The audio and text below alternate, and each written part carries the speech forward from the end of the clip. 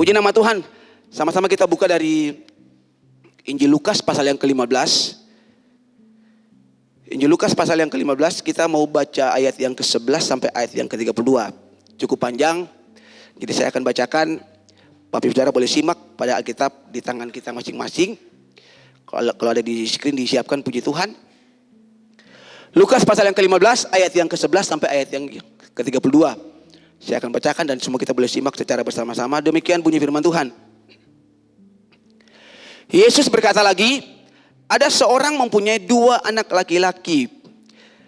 Kata yang bungsu kepada ayahnya, Bapa, berikanlah kepadaku bagian harta milik kita yang menjadi hakku. Lalu ayahnya membagi-bagikan harta kekayaan itu di antara mereka.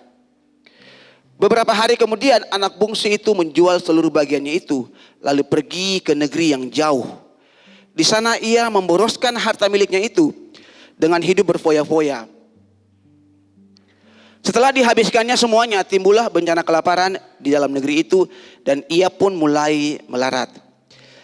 Lalu ia pergi dan bekerja pada seorang majikan di negeri itu. Orang itu menyuruhnya ke ladang untuk menjaga babinya. Lalu ia ingin mengisi perutnya dengan ampas yang menjadi makanan babi itu. Tetapi tidak seorang pun yang memberikannya kepadanya. Lalu ia menyadari keadaannya, katanya, betapa banyaknya orang upahan Bapakku yang berlimpah-limpah makanannya, tetapi aku di sini mati kelaparan. Aku akan bangkit dan pergi kepada Bapakku dan berkata kepadanya, Bapa, aku telah berdosa terhadap sorga dan terhadap Bapa. Aku tidak layak lagi disebutkan anak Bapa, jadikanlah aku sebagai salah seorang upahan Bapa. Ayat yang ke-20, maka bangkitlah ia dan pergi kepada bapaknya. Ketika ia masih jauh, ayahnya telah melihatnya. Lalu tergeraklah hatinya oleh belas kasihan. Ayahnya itu berlari mendapatkan dia, lalu merangkul dan mencium dia. Ayat yang ke-21, kata anak itu kepadanya, Bapa, aku telah berdosa terhadap surga dan terhadap Bapa. Aku tidak layak lagi disebutkan anak Bapa. Tetapi ayah itu berkata kepada hamba-hambanya, lekaslah bawa kemari jubah yang terbaik, pakaikanlah itu kepadanya, dan kenakanlah cincin pada jarinya, dan sepatu pada kakinya. Dan ambillah anak lembu tambun itu, sembelihlah dia, dan marilah kita makan dan bersukacita. Sebab anakku ini telah mati, dan menjadi hidup kembali. Ia telah hilang dan didapat kembali. Maka mulailah mereka bersukaria. Tetapi anaknya yang sulung berada di ladang, dan ketika ia pulang dan dekat ke rumah, ia mendengar bunyi seruling dan nyanyian tari-tarian. Lalu ia memanggil salah seorang hamba dan bertanya kepadanya, apa arti semuanya itu?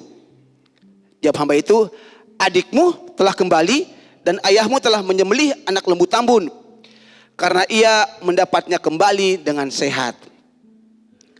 Maka marahlah anak sulung itu dan ia tidak mau masuk. Lalu ayahnya keluar dan berbicara dengan dia. Tetapi ia menjawab ayahnya, katanya, telah bertahun-tahun aku melayani Bapa dan belum pernah aku melanggar perintah Bapa. Tetapi kepadaku belum pernah Bapa memberikan seekor anak kambing untuk bersukacita dengan sahabat-sahabatku. Tetapi baru saja datang anak Bapa yang telah memboroskan harta kekayaan Bapa bersama-sama dengan pelacur-pelacur. Maka Bapa menyembelih anak lembu tambun itu untuk dia. Kata ayahnya kepadanya, anakku, engkau selalu bersama-sama dengan aku, dan segala kepunyaanku adalah kepunyaanmu. Kita patut bersukacita dan bergembira, karena adikmu telah mati dan menjadi hidup kembali. Ia telah hilang dan didapat kembali. Katakan amin. Kita boleh tepuk pundak orang kiri kanan, bilang buat mereka, pagi hari ini kita pasti diberkati. Pagi hari ini kita pasti diberkati. Puji nama Tuhan. Judul khotbah yang saya mau bagikan di pagi hari ini, saya berikan judul kekudusan dan kebahagiaan. Semua katakan sama-sama, 3. Kekudusan dan kebahagiaan. Nah, saudara, mengawali khotbah saya di pagi hari ini, saya ingin mengajukan 2 buah pertanyaan. Dan kita menjawabnya dengan, boleh angkat tangan ya. Pertanyaan yang pertama, berapa banyak dari kita yang ingin hidup bahagia? Boleh angkat tangannya? Saya ulangi sekali lagi ya. Berapa banyak dari kita yang ingin hidup bahagia? Semua, puji Tuhan. Yang kedua, berapa banyak dari kita yang ingin hidup kudus? Kayaknya kurang-kurang sedikit kayaknya. Nah saudara, holiness atau kekudusan, biasanya kalau ditanya, saudara, kadangkala itu mendapat respons negatif. Artinya ya, kalau ditanya siapa yang mau hidup kudus, kadang-kadang orang ragu-ragu mau angkat tangan atau tidak. Biasanya mendapat respons yang dingin, bahkan dari banyak orang Kristen. Mengapa? Karena sedikit orang percaya bahwa kita bisa hidup kudus. Karena banyak kali, termasuk orang Kristen, sedikit yang percaya bahwa dia bisa hidup kudus dan di waktu yang bersamaan dia bisa hidup berbahagia. Karena seringkali holiness atau kekudusan dan happiness, kebahagiaan, itu dikontraskan satu dengan yang lain. Sering juga tertanam dalam persepsi kita bahwa kalau kita ingin hidup kudus, maka kita tidak bisa bahagia. Atau sebaliknya, kalau orang ingin hidup bahagia, dia susah untuk hidup kudus. Dari ini fakta ya, ada banyak orang-orang yang bekerja di dunia sekuler, pebisnis, pengusaha, pegawai, dan lain. Juga orang Kristen di dalamnya. Ada banyak orang-orang yang di dunia sekuler yang berpendapat bahwa sangat tidak mungkin untuk sukses dalam usaha, sangat tidak mungkin untuk sukses dalam bisnis, sangat tidak mungkin untuk sukses dalam pekerjaan, dan pada waktu yang bersamaan hidup kudus.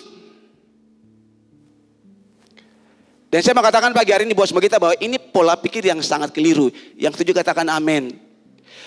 Karena orang bisa hidup bahagia, orang bisa sukses, orang bisa berhasil, dan di waktu yang bersamaan dia bisa hidup kudus.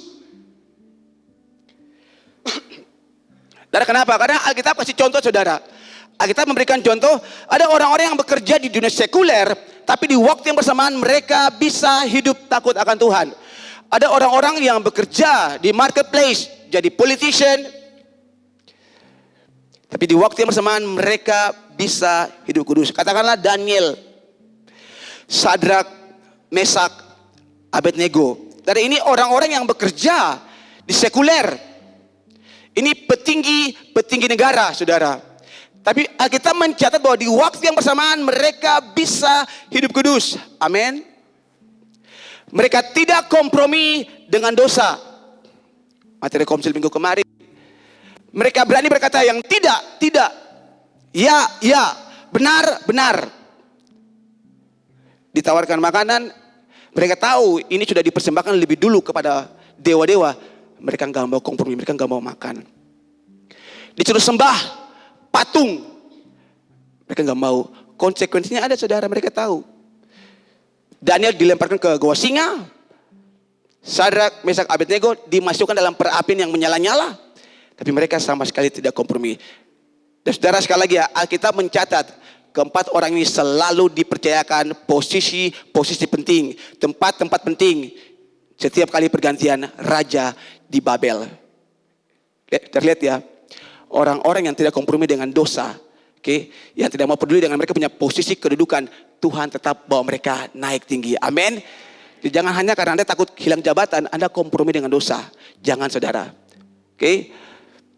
Anda bisa hidup berbahagia, Anda bisa sukses berhasil, dan di waktu yang bersamaan Anda bisa hidup kudus.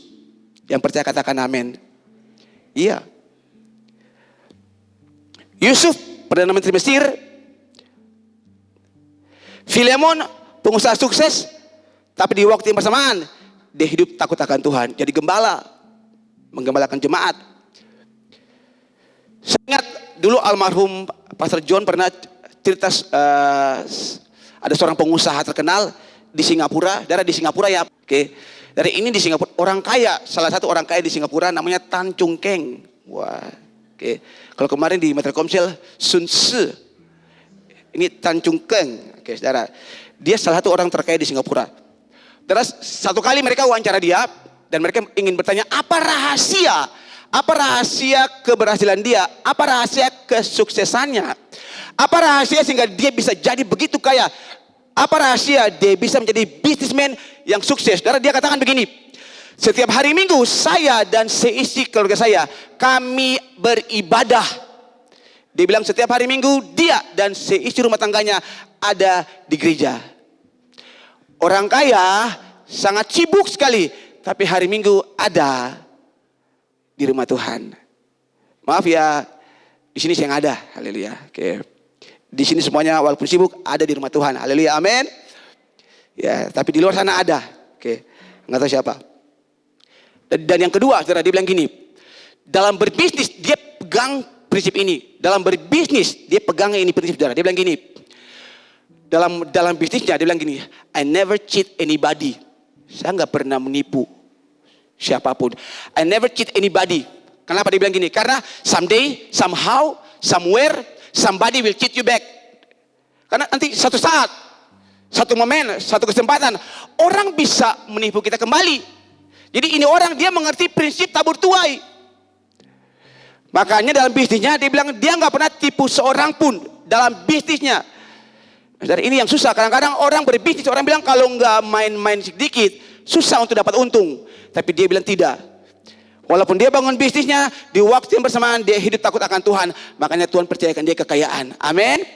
Jadi yang punya bisnis, yang punya usaha di sini, haleluya, dengar baik-baik. Never cheat anybody.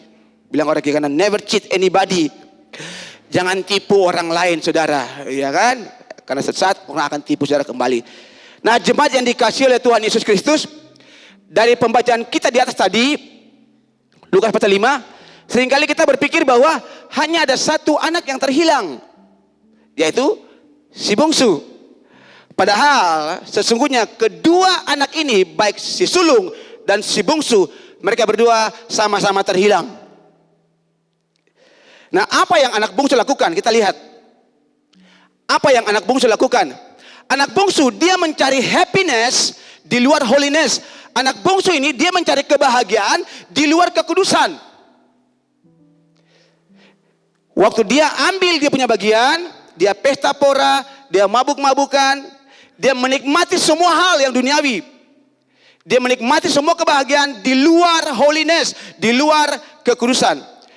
Jauh di luar hubungan dengan bapaknya. Dia tinggalkan rumahnya seenaknya sendiri.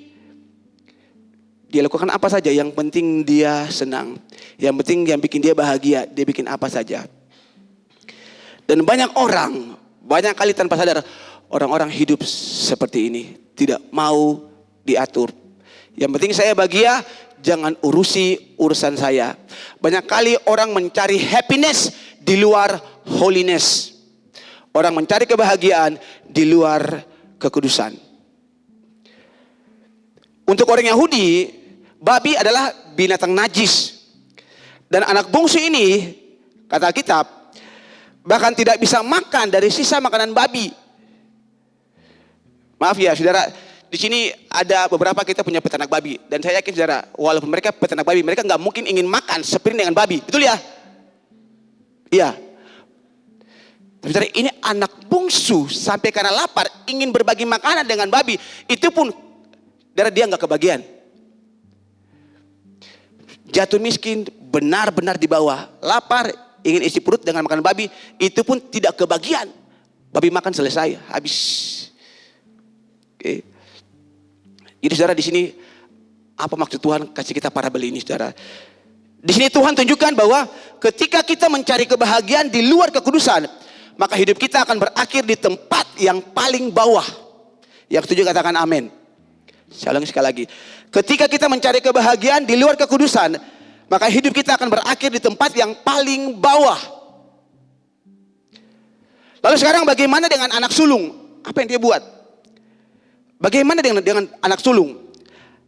Kita baca ayat 29 sampai ayat yang ke-30. Tetapi ia menjawab ayahnya, katanya, telah bertahun-tahun aku melayani Bapa dan belum pernah aku melanggar perintah Bapa. Tetapi kepadaku belum pernah Bapa memberikan seekor anak kambing untuk bersuka cita dengan sahabat-sahabatku. Tetapi baru saja datang anak Bapa yang telah memboroskan harta kekayaan Bapa bersama-sama dengan pelacur-pelacur.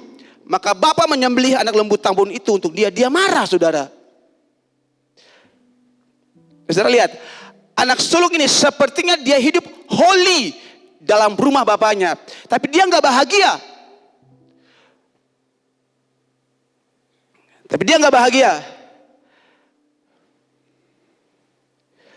Padahal saudara lihat, bapaknya bilang gini, segala kepunyaanku, kepunyaanmu. Jangan kena anak kambing, peternakan kambing pun pasti dikasih buat dia. Anak sulung ini, saudara, dia sepertinya hidup holy, tapi dia nggak punya happiness, dia nggak bahagia. Karena kebahagiaan adalah hasil dari dikenal oleh Tuhan dan mengenal Tuhan melalui firman-Nya. Jadi saudara, menurut saya anak bungsu dan anak sulung kedua-duanya sama-sama terhilang karena mereka tidak mengerti aturan dalam keluarga. Aturan dalam keluarga di sini yang saya maksudkan adalah firman Tuhan. Karena firman Tuhan berisikan aturan-aturan supaya orang bisa hidup bahagia dalam hubungannya dengan Tuhan. Oke. Ini anak sulung dia marah, saudara. Dia protes. Oke. Tuh pada akhirnya juga yang keluar dari dia punya mulut, dia ingin pesta. Banyak kali saudara, orang-orang seperti gini ada di gereja. Kalau anak bungsu itu mungkin di luar banyak. Yang pesta pora, yang mabuk-mabukan, yang hidup duniawi, saudara. Tapi banyak kali saudara terdapat orang-orang tipe anak sulung di dalam gereja. Oke. Mereka kelihatannya mengejar holiness, tetapi hatinya tidak berbeda dengan anak bungsu. Ya karena itu tadi. Pada akhirnya juga dia ingin hidup seperti adiknya. Dia juga ingin pesta. Dia ingin dapatkan perlakuan yang sama. Kalau adiknya pesta di luar relationship dengan bapaknya, kalau adiknya pesta di luar hubungannya dengan bapaknya, anak sulungnya juga ternyata dia tidak mencintai bapaknya. Ia tidak berbahagia meskipun kelihatannya ia hidup kudus di dalam rumah dengan bapaknya. Saudara, dengar baik-baik. Tuhan ingin kita hidup kudus dan penuh dengan sukacita. Amin. Sekali lagi, Tuhan ingin kita hidup kudus dan penuh dengan sukacita. Tuhan bukan hanya ingin kita taat, tetapi yang ia inginkan adalah joyful obedience. Ketaatan yang dipenuhi dengan sukacita, ketaatan yang dibarengi dengan sukacita. Tuhan ingin ketaatan dalam perbuatan kita itu keluar dari hati kita yang bersukacita. Ya, Tuhan ingin saudara kita ada di gereja, kita hidup kudus, tapi kita juga berbahagia. Jangan karena terpaksa, saudara. Oke. Nah, saudara, dalam hal ketaatan soal memberi, ini juga harus dilakukan dengan hati yang bersukacita. Dalam 2 Korintus pasal yang ke-9 ayat yang ke-7 dia katakan begini. Hendaklah masing-masing memberikan menurut kerelaan hatinya, jangan dengan sedih hati atau karena paksaan. Jangan karena paksaan. Sebab Allah mengasihi orang yang memberi dengan sukacita. Jadi yang dikasihi Tuhan bukanlah persembahannya. Yang dikasihi Tuhan adalah orang yang memberikan persembahan itu. Jadi bagian mana dari orang itu yang membuat Tuhan itu senang? Sukacita di hatinya waktu dia memberi. Itu yang bikin Tuhan senang. Bukan jumlah pemberian yang dia berikan, tapi sikap hatinya waktu dia memberi. Itu yang membuat Tuhan senang. Jadi jangan kita berpikir bahwa karena kita ini hidup kudus, dengan cara kita sudah memberikan persembahan. Tapi pada waktu bersamaan kita nggak rela untuk memberi persembahan itu. Kita memberi tapi tidak dengan sukacita. Waktu kita memberi, kita mulai berpikir. Waktu kita memberi, kita mulai pakai kalkulator. Kalau saya kasih ini, nanti ini begini, ini begini, ini begini. Nah itu tidak bikin Tuhan hati senang. Oke. Karena ketika kita memberi dengan sukacita, percayalah bahwa kita tidak akan pernah merasa kekurangan. Amin. Karena kita kasih dengan sukacita. Tapi kalau kita memberi dengan banyak pertimbangan, kita akan merasa ada kurang di sini, ada kurang di sini, belum beli ini, belum beli itu, dan lain-lain. Tapi kalau kita memberi dengan sukacita, percayalah baik-baik, dengar baik-baik, kita tidak akan pernah merasakan kekurangan. Amin. Jadi belajarlah untuk memberi dengan sukacita. Bilang orang kiri kanan, belajarlah memberi dengan sukacita. Jadi waktu kantong persembahan diedarkan di depan Anda, jangan berpikir, aduh, nanti bagaimana ini, jangan. Dengan sukacita. Anda memberi. Haleluya. Jadi apa lawan dari holiness? Apa lawan dari kekudusan? Jawabannya sinfulness, dosa. Yeremia 2 ayat yang ke-13. Dia berkata demikian. Sebab 2 kali umatku berbuat jahat, mereka meninggalkan aku sumber air yang hidup untuk menggali kolam bagi mereka sendiri, yakni kolam yang bocor yang tidak dapat menahan air. Saudara perhatikan setiap kalimat yang saya kasih tebal. Oke. Jadi saudara di sini bukan 2 kali. Kalau dalam terjemahan asli itu rangkap 2, ganda. Jadi ini adalah dosa ganda tapi tidak terpisah. Yang pertama apa itu? Mereka meninggalkan Tuhan. Dosa dimulai ketika orang meninggalkan Tuhan. Dengar baik-baik, Tuhan tidak pernah meninggalkan kita. Yang ada hanyalah kita ini meninggalkan Tuhan. Yang kedua, jadi ketika mereka meninggalkan Tuhan, yang kedua, mereka mulai menggali kolam bagi mereka sendiri. Mereka berusaha untuk mencari sumber air yang lain. Mereka berusaha untuk mencari sumber kebahagiaan yang lain. Jadi sudah tinggalkan Tuhan. Lalu yang berikut, berusaha untuk mencari sumber yang lain. Sumber kebahagiaan yang lain di luar Tuhan. Dalam ayat ini Tuhan mengumpamakan dirinya sebagai sumber air yang hidup. Jadi pertama mereka meninggalkan Tuhan sebagai sumber air yang hidup.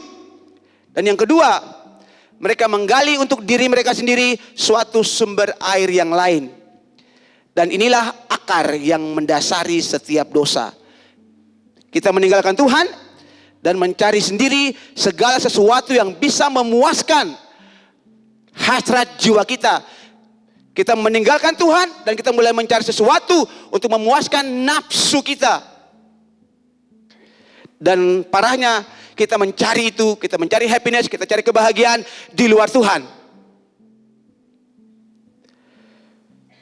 Saya yakin bahwa semua kita pasti setuju bahwa semua kita selama kita hidup, kita pasti mencari kebahagiaan.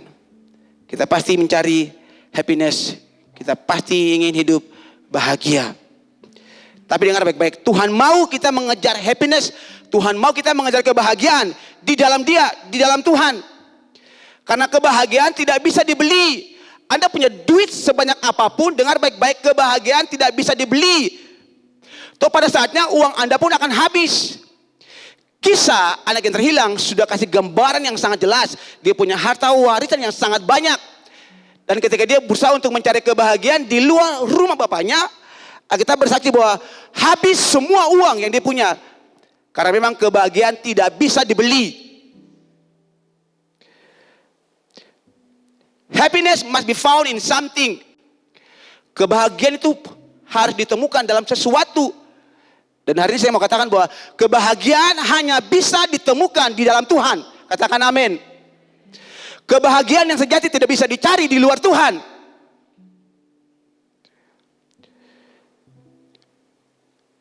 Kebahagiaan yang sejati hanya bisa didapatkan di dalam Tuhan. Untuk setiap orang yang terikat dengan pornografi, dengar baik-baik.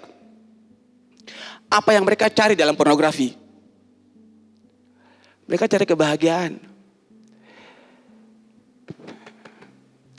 Mereka cari happiness di sini. Mereka mencoba mencari di sana, di pornografi, tapi mereka cuma hanya dapat setetes. Tapi mereka dapatkan lebih banyak, segudang rasa malu. Orang-orang yang terikat dengan dosa ini, saudara, gak puas di sini, mereka cari. Jangan anak muda, orang dewasa yang sudah berkeluarga pun banyak. Jadi ini bukan hanya buat anak muda, buat semua orang. Cuman ingin cari setetes, dia pikir dia puas. Dapatkan cuman setetes, tapi segudang rasa malu, rasa bersalah mengikuti dia. Dan itu yang membuat kenapa mereka ingin kembali lagi. Karena itu cuma a drop of happiness, cuma setetes kebahagiaan. Orang gak puas, saudara, kalau cuma dapatkan setetes. Maka dia kembali lagi. Dia kembali lagi kembali lagi. Jadi jelas sekarang mengapa orang terus berbuat dosa. Kenapa? Karena mereka mencari kebahagiaan di luar Tuhan. Tidak akan pernah dipuaskan kalau Anda cari di luar Tuhan. Karena itu memberitahu seseorang untuk berhenti berbuat dosa dengan cara memberikan penjelasan mengenai penghukuman, mengenai penghakiman dan akibat dari sebuah dosa, apakah akan menghentikan orang itu untuk berbuat dosa? Jawabannya belum tentu, saudara. Faktanya setiap kali kami khotbahkan di sini soal penghakiman, soal hukuman, konsekuensi atas dosa, saya mau tanya, berapa banyak orang yang kembali lakukan hal yang sama? Pelepasan terus-terus, altar call ada di depan terus-terus. Dan saya bilang gini bukan berarti bahwa waktu altar call jangan, bukan. Ya, kalau orang terus-terusan dengan hal ini terus, saudara, ini akarnya, saudara, dia nggak dapatkan kebahagiaan. Dan banyak kali orang-orang dalam gereja seperti ini. A drop of happiness, cuman setetes, saudara. Makanya dia kembali lagi. Mereka dengar soal penghakiman, konsekuensi akibat dosa. Sesaat mungkin mereka bertobat. Sesaat mungkin mereka sadar di sini, saudara ya. Tapi waktu keluar lagi, waktu keluar mereka kembali lagi. Orang itu mungkin akan takut, tapi dia akan ulangi lagi kesalahan yang sama. Kenapa? Karena memang kebutuhan akan happiness itu, saudara, tidak bisa dibendung. Orang ingin cari sampai dia benar-benar merasa puas. Padahal semua kita tahu ya, setetes tidak akan pernah bikin kita puas. Itu kebodohan, saudara. Jadi apa yang orang-orang seperti ini harus lakukan? Apa yang harus kita lakukan? Jawabannya bertobat dan jangan berbuat dosa. Lalu apa pertobatan itu? Nah, sekarang kita baca sama-sama, kita lihat. Efesus pasal yang keempat, ayat 27 sampai ayat yang ke-28. Dan janganlah beri kesempatan kepada iblis. Ayat 28, dengar baik-baik, saudara perhatikan baik-baik. Orang yang mencuri, janganlah ia mencuri lagi. Bertobat betul, tapi belum cukup. Dengar lanjutannya. Tetapi baiklah ia bekerja keras dan melakukan pekerjaan yang baik dengan tangannya sendiri, supaya ia dapat membagikan sesuatu kepada orang yang berkekurangan. Jadi kalau dulu dia mencuri, sekarang dia nggak mencuri lagi, itu belum cukup. Itu belum bisa dikatakan bertobat. Kata firman Tuhan, sekarang engkau harus bekerja dan harus memberi kepada orang lain. Kalau dulu orang kerja keras, kita curi. Sekarang giliran kita, waktu kita bertobat, kita kerja, kita bagi buat orang lain. Itu bertobat. Ya, kalau dulu mencuri, sekarang nggak mencuri, oke, tapi itu belum cukup, saudara. Itu belum cukup. Firman Tuhan katakan, kalau dulu orang kerja, kita ambil. Sekarang kata firman Tuhan, sekarang kita yang harus kerja, kita bagi buat orang lain. Oke. Sakeus contohnya, ya kan? Bahkan dia bilang, kalau kedapatan ada yang saya peras, saya akan kembalikan 4 kali lipat. Jika dulu rajin minum mabuk, ya kan? Suka pesta, joget. Pesta di mana saja dia ada, saudara. Latu halat sampai di liang dia ada, saudara. Seperti kayak ada wire di pun kaki. Pesta di liang ada, di alang ada, di Piru juga dia ada. Buset, haleluya. Kalau dulu suka minum mabuk, suka joget, suka pesta pora, lalu sekarang dia berhenti, itu bagus. Tapi dengar, itu belum cukup. Amin ya. Oke. Sekarang apa yang harus dia buat? Dia harus rajin ke gereja, memuji Tuhan. Nah, kalau dulu party di luar, sekarang harus party di sini.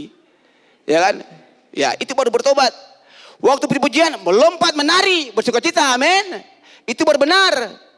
Ya kan? Ya. Lah dulu kan minum mabuk, joget. Wah. Nah, saudara yang dikasih oleh Tuhan Yesus Kristus, mengapa kita sering merasa berat untuk meninggalkan dosa? Ini pertanyaan umum bagi semua kita. Sekali lagi, mengapa kita sering merasa berat untuk meninggalkan dosa? Orang-orang yang bertahun-tahun terikat dengan perbuatan dosa, biasanya amat sangat susah, akan sangat susah untuk keluar. Oke. Kenapa? Karena kadang-kadang ya, dalam hati kita berkata begini, ini bisikan iblis. Kalau kita tinggalkan happiness yang dosa ini, lalu sekarang apa yang akan bikin kita bahagia lagi? Oke. Itu yang bikin orang susah untuk keluar. Ya kan?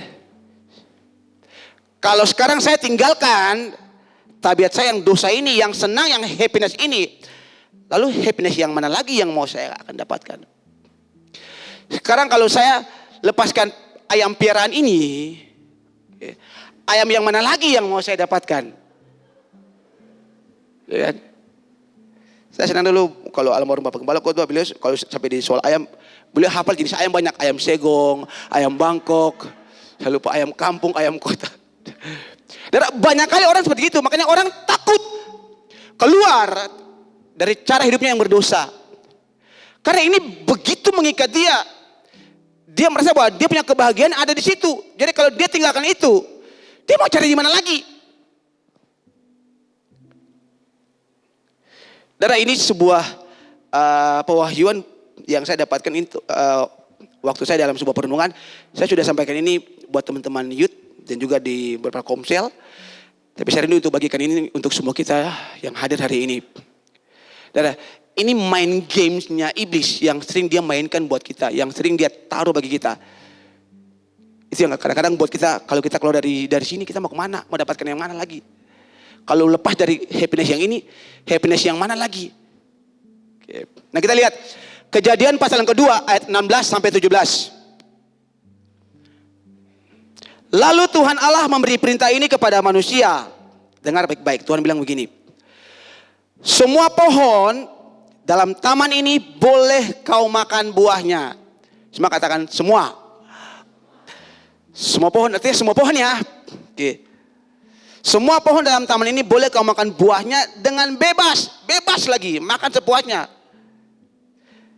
Cuman satu. Tetapi pohon pengetahuan tentang yang baik dan yang jahat itu janganlah kau makan buahnya. Tuhan bilang dalam taman ini ada banyak. Free, for free. Kau makan sepuas-puasnya, sekenyang-kenyangnya, silahkan. Ada banyak. Kita nggak bilang ada berapa jenis pohonnya, tapi yang pasti banyak saudara, banyak.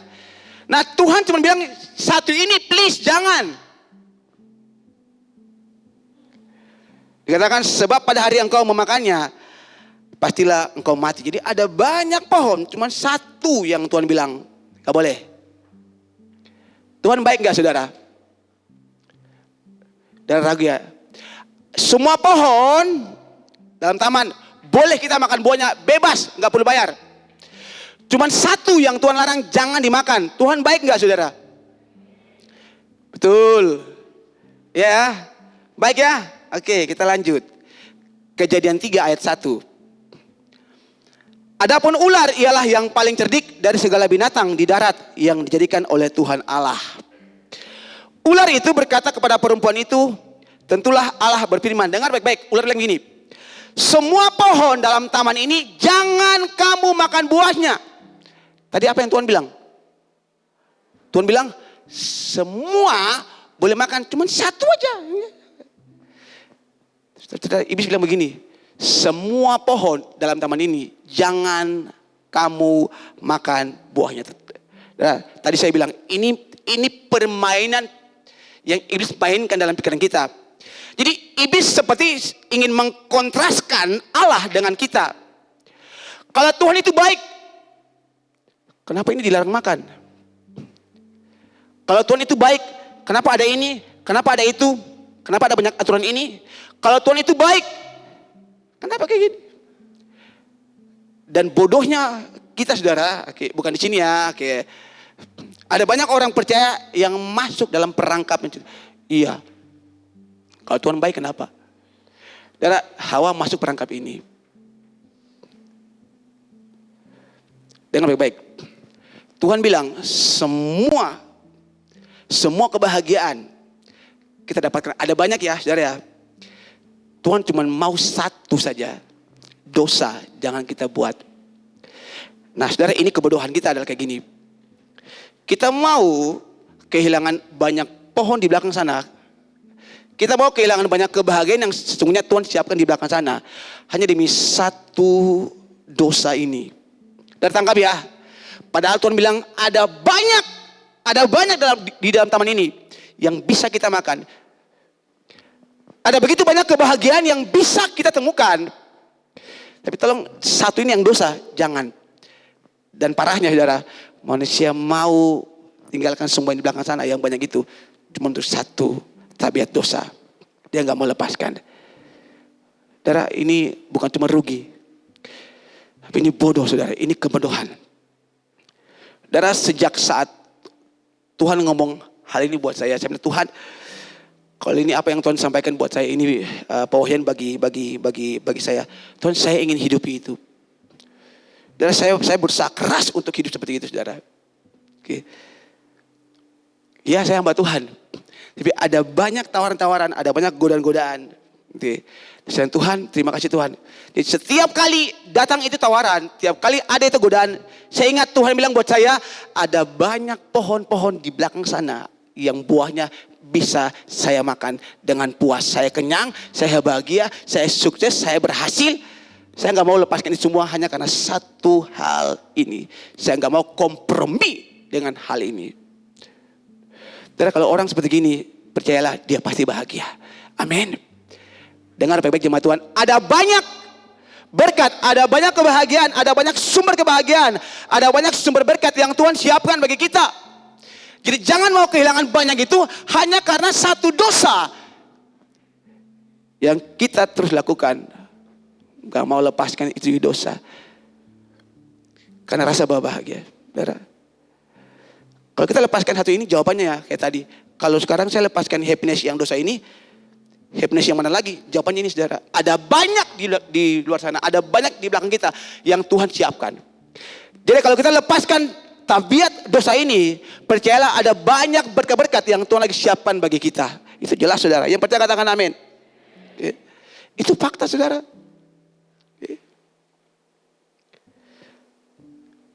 Jadi menjadi kudus itu artinya kita menjadi bahagia penuh di dalam Tuhan.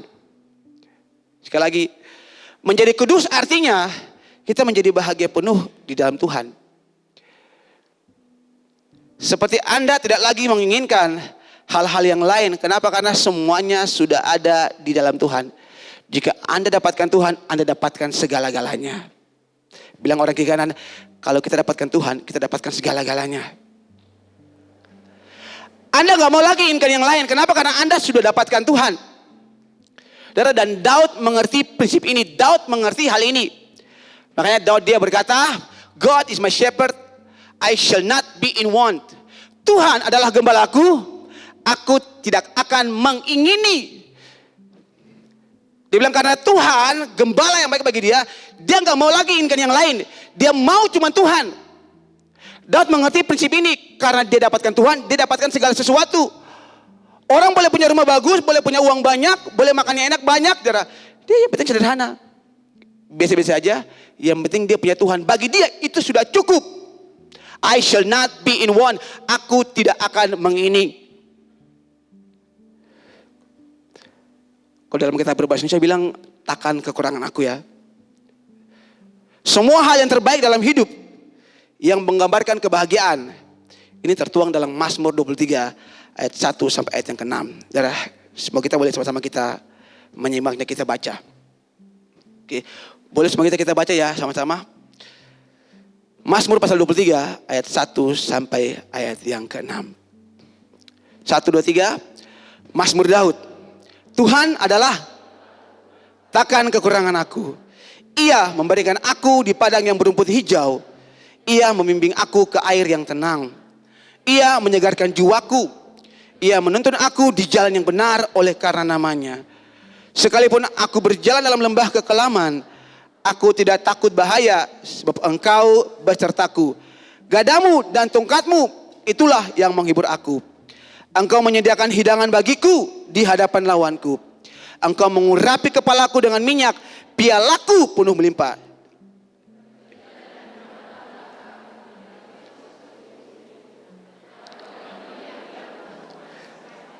Dan saya ingin bacakan sekali lagi ayat yang ke-6 buat semua kita.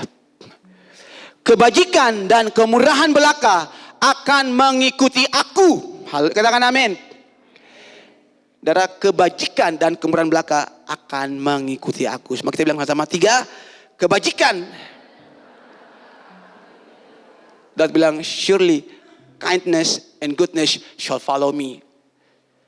Kebajikan dan kemurahan akan mengikuti aku seumur hidupku. Dan aku akan diam dalam rumah Tuhan sepanjang masa. Daud ingin bilang, kalau orang punya Tuhan, orang bahagia, tubuh jiwa roh bahagia. Dia gak akan inginkan yang lain. Rumput hijau Tuhan siapkan. Jadi sekalipun Anda makannya biasa-biasa saja, rumah Anda biasa-biasa saja, motor Anda mungkin biasa-biasa saja, uang Anda mungkin biasa-biasa saja, namun karena Anda punya Tuhan Yesus, itu yang buat Anda merasa bahwa segala sesuatu itu cukup. Titik, Anda bahagia. Amin. Sekali lagi bilang orang ke kanan, saya bahagia karena saya punya Yesus. Anda mungkin di rumah makan bubur dengan ikan garam ya. Apalagi kalau ikan garam, ikan balobo dari Dobo. Wih, mantap. Dari orang gak tahu. Tuh ya. Di rumah suami istri anak-anak. Saudara makan ikan garam yang bubur itu enak loh. Dan lihat saya seperti kayak saudara bingung, apa itu bubur ya? Enak saudara, saudara orang nggak tahu, ya kan? Bubur ikan garam, jangan doa syafaat, jangan. Tuhan bilang bersyukur, mengucap syukur. 5 roti, 2 ikan, Tuhan Yesus nggak doa syafaat. Yesus mengucap syukur. Anda mungkin makan bubur ikan garam balobo dari Dobo, mengucap syukur, Tuhan Yesus baik. Surely kindness and goodness shall follow me. Kebajikan dan kemurahan akan mengikuti aku. Walaupun makan bubur ikan garam, terutama buat Tuhan Yesus, haleluya, amin. Makan bubur ikan garam, kebajikan dan kemurahan belaka mengikuti aku. Fine. Gak ada masalah. Amin. Biasa ini semua dekat Natal tuh. Ini Oktober nih Kyo. Oktober, November, Desember. Lalu mulai pencanangan. Dapur ini warna hijau. Ruang tamu warna krem. Oh, tembok luar nih warna pink.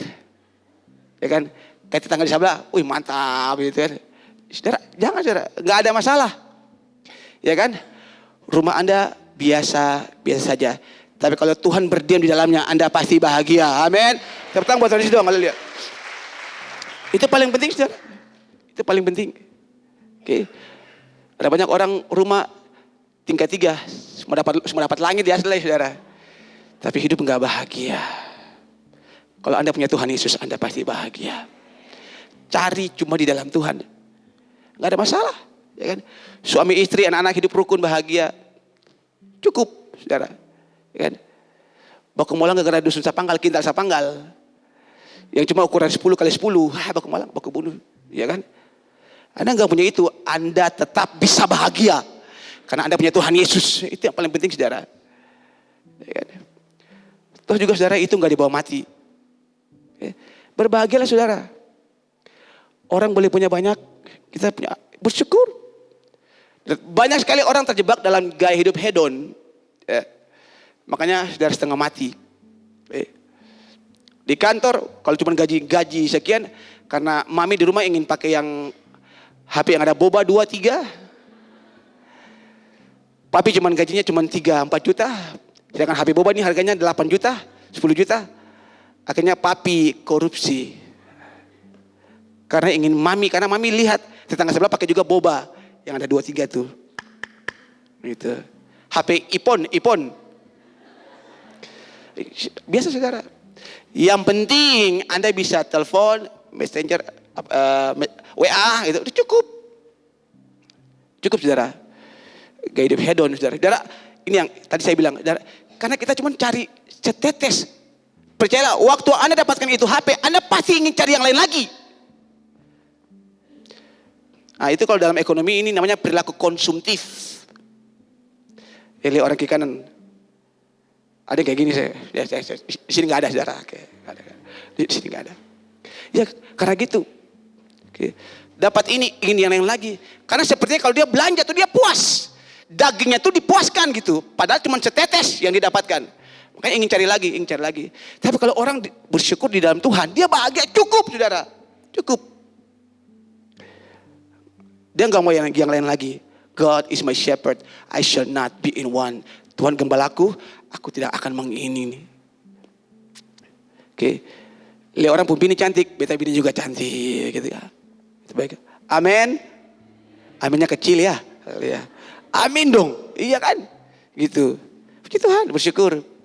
Jangan mau lagi cari yang di luar. Sudah cukup. Oke.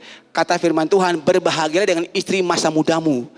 Jadi kalaupun sekarang sudah 70-an tahun, lihat itu di samping kiri kanan tuh yang umur 70, bilang dia ini istri masa muda.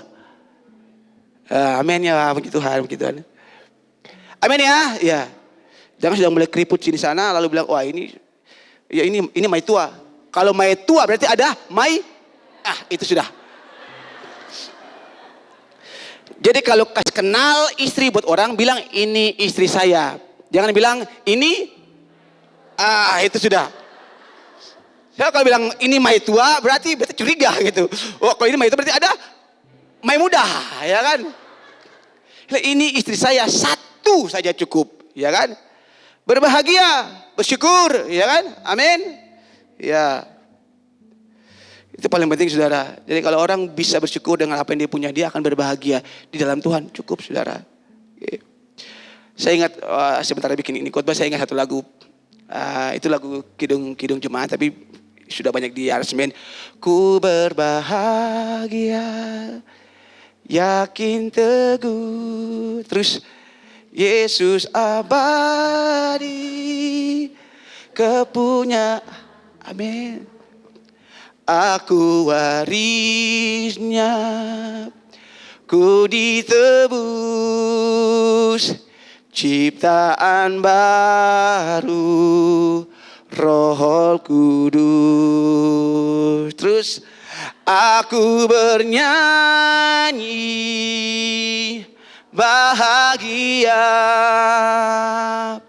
memuji Yesus selamanya. Aku bernyanyi bahagia, memuji Yesus selamanya. Tepuk tangan batu di surga, amin. Tanpa musik Anda bisa ngerasakan hadirat Tuhan. Saya rasakan saudara. Karena Tuhan itu dia baik, saudara. Tuhan gak ingin lihat kita berduka, saudara. Dia ingin lihat kita bahagia. Dan dia bilang gini, it is me. Tuhan bilang, ini saya. I am yours. Kita boleh bilang begitu buat Tuhan. Kita ini punya Tuhan, dan Tuhan itu punya kita. Seperti kata Daud. Kepunyaanku. Jadi mari di dalam Tuhan, saudara. Mari kita berbahagia. Kita terus kembali kepada dosa karena kita nggak pernah puas. Itu hanya perasaan puas. Namun kita terus kembali kepada Tuhan karena di dalam Tuhan kita selalu puas. Orang kembali kepada dosa dia nggak akan pernah puas. Tadi saya bilang cuma a drop of happiness, cuma setetes. Tapi kita mau terus kembali kepada Tuhan karena kita tahu di dalam Tuhan kita akan rasa puas. Di dalam Tuhan kita selalu puas. Satu ayat yang terakhir. Lukas 15 ayat 24 tadi. Sebab anakku ini telah mati dan menjadi hidup kembali. Ia telah hilang dan didapat kembali. Dan petikan kalimat yang terakhir. Maka mulailah mereka bersukaria. Dulu dia cari di luar bapaknya. Di luar relationship dengan bapaknya. Dia gak dapat apa-apa. Malah habis semuanya. Dia terhilang. Tapi ketika sekarang dia kembali kepada bapaknya. Saudara, Kata kitab, maka mulailah mereka bersukaria. Apa yang hilang? Karena dikembalikan bagi dia. Kebahagiaan yang hilang sekarang dia dapatkan lagi. Di mana? Di dalam rumah Bapaknya. Di dalam hubungan dengan Bapaknya. Dari ini kesimpulan khotbah saya di hari ini. Dari ingat baik-baik. Ingat baik-baik. Kekudusan selalu membawa kita pada kebahagiaan. Amin. Sekali lagi, kekudusan selalu membawa kita pada kebahagiaan. Jadi jangan pernah ada yang berpikir, kalau kita hidup kudus kita susah untuk berbahagia. Atau sebaliknya, kalau kita mau bahagia, kayak susah deh buat hidup kudus. Tidak, saudara. Karena kebahagiaan selalu, karena kekudusan selalu membawa kita pada kebahagiaan. Dengar baik-baik jemaat Tuhan. Perasaan kita tidak menentukan kebahagiaan kita. Ya. Perasaan kita tidak menentukan kebahagiaan kita. Kebahagiaan adalah kondisi rohani di mana kita mengalami kesenangan. Kebahagiaan adalah kondisi rohani di mana kita mengalami kepuasan, kesenangan dalam hubungan kita dengan Tuhan. Surely kindness and goodness shall follow me.